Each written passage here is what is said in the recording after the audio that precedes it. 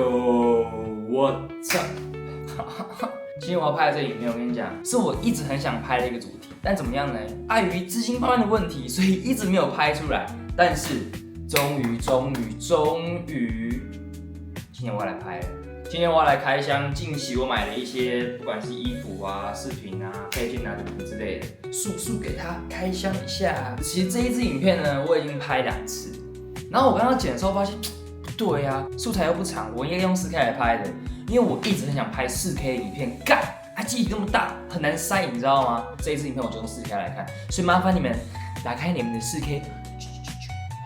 画质 quality OK， 因为我前阵子去那个西班牙还有葡萄牙，然后我逛了他们基本上每一间潮牌店，然后也买了几样东西回来。哎呦，到底国外的品牌怎么样 ？Let's go， 我们第一样单品就是这个啦，这个品牌叫做 Manta，OK， 这个品牌是一个滑板品牌。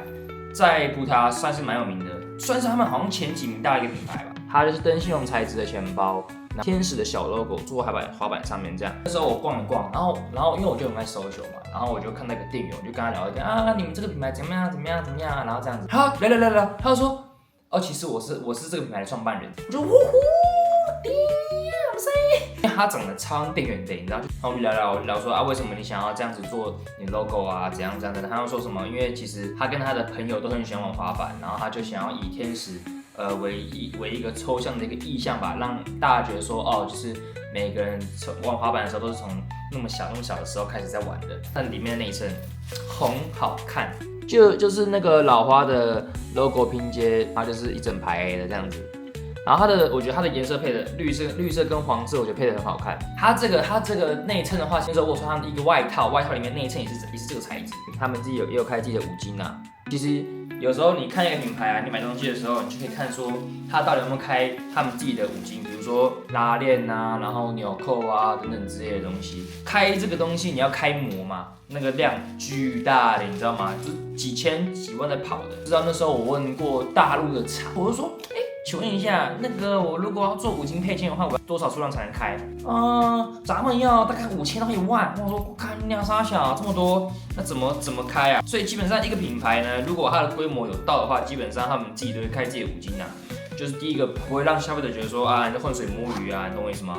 然后再来是比较有自己的味道啦，因为毕竟你想想看，因为这个钱包就已经够简单了，然后如果它连五金都是用一般的五金的话，那没料了嘛，对不对？那这个零钱包呢，它的价钱是12欧元，大概是落在350块附近，所以价钱算是还行啊。反正这个本来成本也不高啊。下面一位，我买这个小的钥匙圈，基本款啦，然后上面就是做刺绣嘛。然后我觉得他们家蛮喜欢用灯芯绒这个材质的，他们不论是这个啊，然后包包啊、钱包啊，他们都还蛮喜欢用灯芯绒，还有帽子，是不是滑板品牌都蛮喜欢用灯芯绒材质的啊？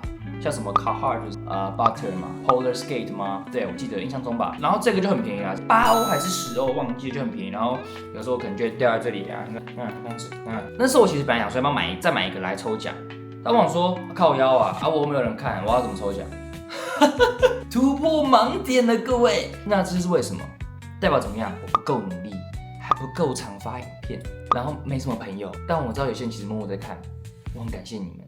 再多一点人看，我下次就买一个钥匙圈来抽奖。下面一样单品是这个，巴塞隆纳的时候逛他们的 Scarfers， 然后看了一看，其实也没有什么好买的。去之前呢，我是对这个品牌是怀抱着一种潮牌。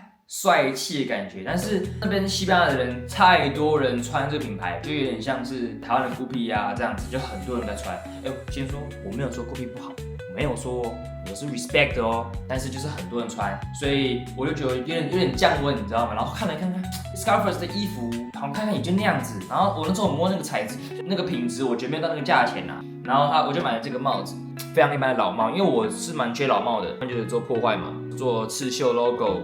然后旁边这边都有破坏，然后后面的话也有做这个 Scarfers Studios 的一个字样。你看他们后面的这个帽子这里啊，因为自己开的五金，有没有看到？这种大品牌 ，IG 70-80万的品牌，如果没有自己的五金，敢真的去有点太夸张，对，里面就有一个小小的 Scarface 的内衬标，就中规中矩啊，没有说特别怎么样。然后重点是我觉得它价钱还蛮便宜的，35欧元，好像还行，对我就买了，因为我真的缺老帽的这个帽型。然后其实 Scarface 跟 Nude Project 他们这两间店在西班牙超级火，所以他们人都有做那个人流控管，然后就是要排个队这样。我觉得说，干啥小，他们品牌定位也算是在 mass market 的部分啊，然后竟然还要排队，我觉得干靠边，但我还是排了一下，然后看了一下这样子。下一位，衣服终于来了，我买了这个。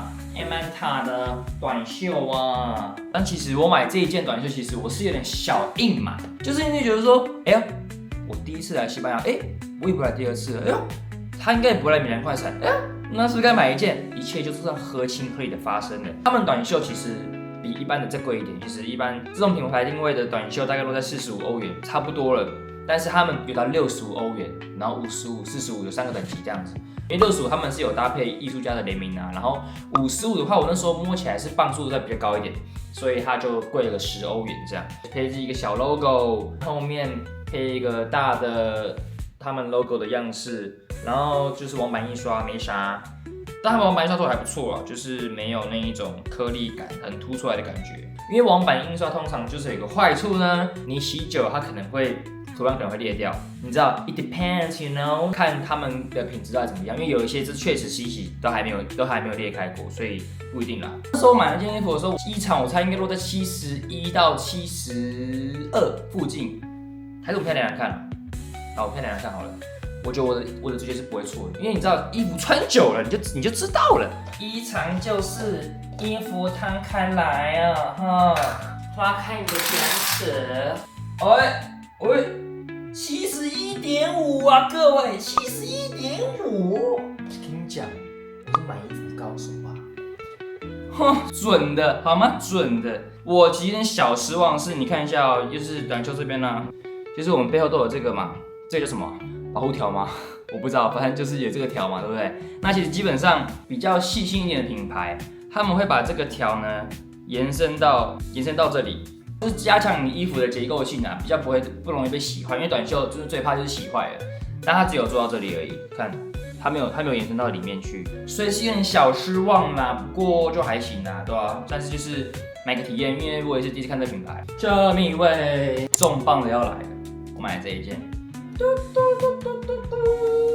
这一件是 House of Errors 的针织 Polo 短 T， 我跟你讲，这件真的是厉害。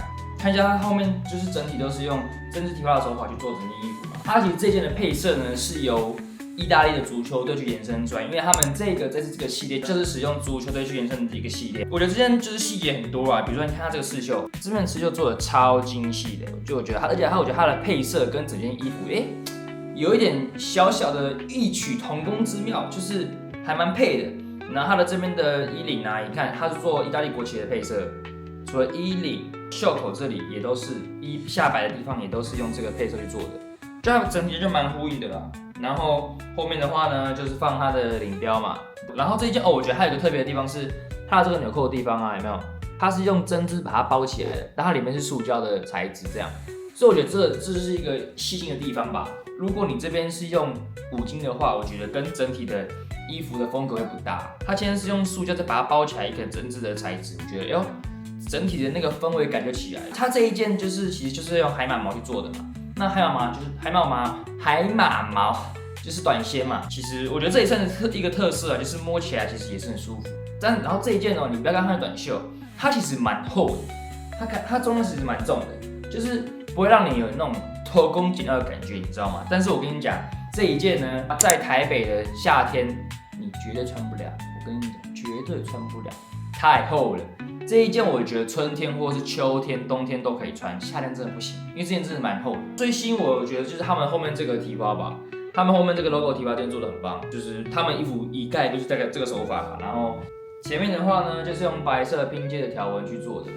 以防有一些人不知道 House of Errors 这个品牌，我就来小小的介绍一下。这个品牌呢，它就是由一名叫做弗利的一个主理人创造一个品牌，他是一个英国的品牌。因为这个主理人他很喜欢看电影，我记得他是买他阿嬷的裁缝机，他就买一些布嘛，然后那些布可能上面本来就有一些那些电影场景的一些画面这样，然后就回来车裤子啊、车大衣啊这样子，然后就越来越多人买到最后呢，他就有点小钱钱了嘛。然后呢，还有自己做了一个品牌叫做 House of Eros， 对，大概就是这样。然后现在粉丝我记得30几万吧，还蛮大的。最近在做巡回，他现在是在米兰，然后在德国，然后好像去 Tokyo 吧，对，大概就是这些地方。然后这一件其实是我那时候4月份的时候，他们快闪来米兰我买的。跟主人聊个天啊，很开心啊，这样子，他对起来人不错，对吧？所以我觉得整体体验是还不错的。这一件我是还蛮满意的啦。它原本原价短袖是165欧元，然后它有做长袖是175欧元。然后它那时候是统一，就是快闪店的前1小时呢，你只要买到100欧元，便宜的60几欧元，超多的。所以我就觉得干，那我一定要买啊！所以那时候我一进去的时候，我就先拿一件这个，所以这件是100欧元，我觉得算很划算啦，3300块台币，你买到这个品质，我觉得是几8分的。下面一位，跟你讲，魔王等级的要来了，我最后一个压箱宝即将登场。这一件也是 House of Eros 的一个针织薄外套，超好看的。我跟你讲，我那时候穿去学校的时候呢，好评不断呐。每个人看到说，哎呀，新外套哦，哎呦不错，哎呦不错，哎呦不错，干智障。对，他们说还蛮好看的。然后我那时候去巴塞罗那的时候啊，我去逛街嘛，我跟你讲，我一进去哦，那个店员哦，本来就是整理衣服这样，一看到我就，你知道吗？哪里来的帅哥啊？对，反正他们就是看到，然后他们说，呜 ，nice jacket， 呜，你知道，呜呼 damn。反正这件真的是我觉得买的超级值得。这一件呢，它的灵感来源我记得也是取自一个什么啊，古着吗？还是一个什么足球队？我忘记我找到资料，因为我那时候看到它的这个动物脚印啊，我觉得超可爱的。整体的话就是也是做针织提花，而且我觉得它的配色很厉害，就是这个纸是我可以接受的纸，因为我买衣服我不会买紫色的衣服，但是这个纸配这个黑，然后又配这个偏灰白的白，我觉得就是100分。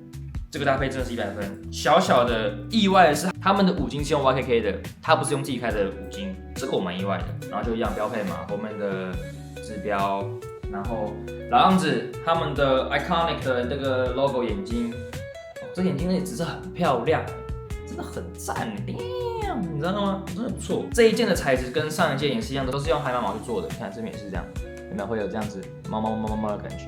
然后这一件呢，我跟你讲，这件外套反而还比另外一件还薄，因为那件真的太厚了，这件真的薄很多。这件就是那种春天、秋冬可以穿的，因为它虽然是外套，但是它没有到那么厚。它的这一件的刺绣做的超级漂亮，它这个黄菊配色做的很好看。